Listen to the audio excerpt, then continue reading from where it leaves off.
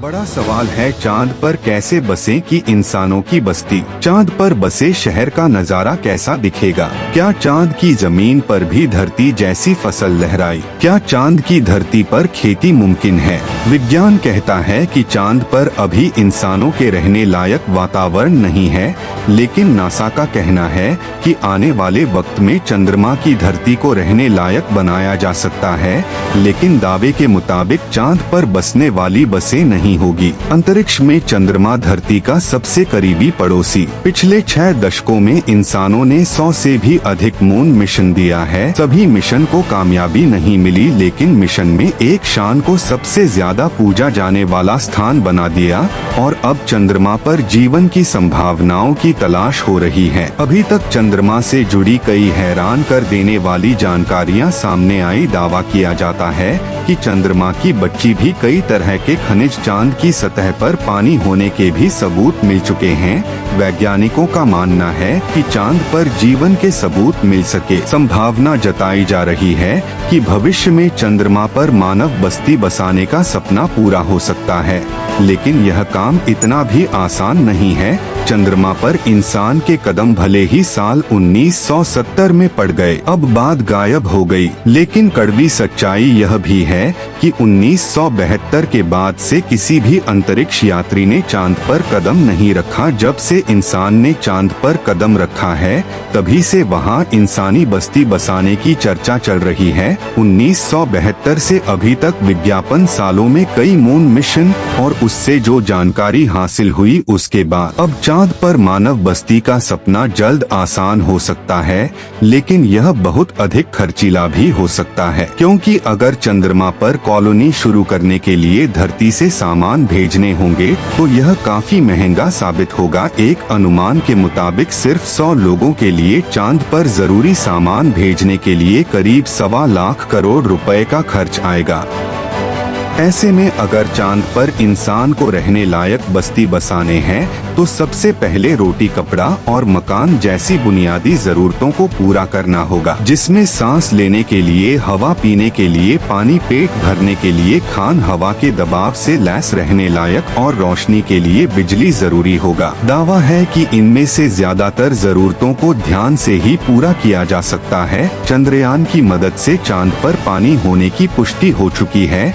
पानी की खोज के बाद इसरो अब चांद पर जमीन पर का विश्लेषण करने में जुटा है। चांद की सतह की बनावट को समझने लगा है। नासा के मुताबिक चांद के दक्षिणी ध्रुव पर अर्थ है। वक्त के साथ साथ भाग दूसरे प्राकृतिक संसाधन भी हो सकते हैं। साल 1998 में नासा ने मून मिशन बताया था कि दक्षिणी ध्रुव पर हाइड्रोजन। नासा का दावा है कि अधिक मात्रा में हाइड्रोजन होने की वजह से वहां बारसत होने की संभावना है। इसके अलावा चांद के दक्षिणी ध्रुव पर बड़े बड़े पहाड़ और कई गठन, ज्यादा गड्ढे ऐसे हैं जहां आरोप साल से अंधेरा। अमेरिका के नासा के मुताबिक गुप्त अंधेरे के बीच यहाँ पर का जमाव हो सकता है। अंदाजा यह भी है कि चांद के दक्षिणी पर और सालों से पानी वर्ष के रूप में जमा हो सकता है।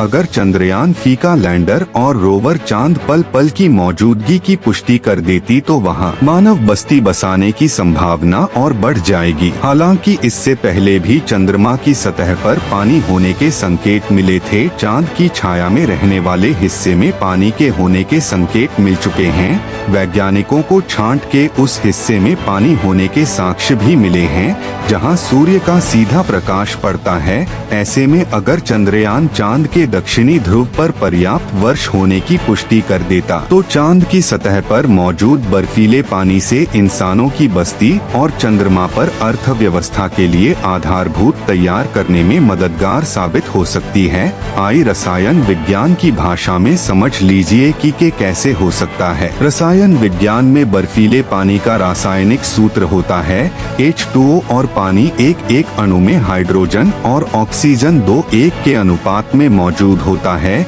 यानी पानी की एक करू को हाइड्रोजन और ऑक्सीजन में तोड़ा जा सकता है। H2O = 2, यानी पानी की मौजूदगी में चांद पर सांस लेने के लिए ऑक्सीजन बनाना आसान है। वहीं पानी से हाइड्रोजन और ऑक्सीजन को अलग करके ईंधन के तौर पर इस्तेमाल कर सकेंगे। साथ ही साथ पानी से चांद पर बिजली भी तैयार की जा सकती है। साफ है, चांद पर मौजूद पानी कई समस्याओं का समाधान हो सकता है।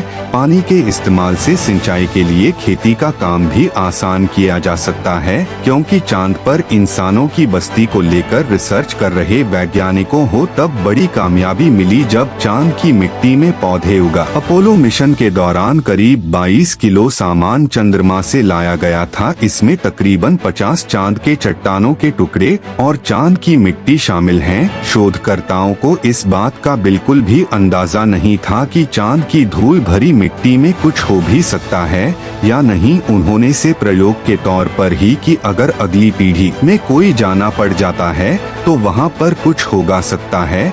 जो नतीजे सामने आए उसने वैज्ञानिकों को चौंका दिया। ऐसे में अगर चांद के दक्षिणी ध्रुव पर पर्याप्त मात्रा में पानी नहीं मिलता तो ध्यान पर बस्ती बसाने का सपना अधर में लटक सकता है। यानी चांद पर सस्ती बस्ती बसाने में चंद्रयान भी बहुत बड़ा रोल निभाने वाला है, जिसकी शुरुआत चंद्रमा के दक्षिणी ध्रुव पर हर की धमाकेदार दस्तक के साथ सोच है।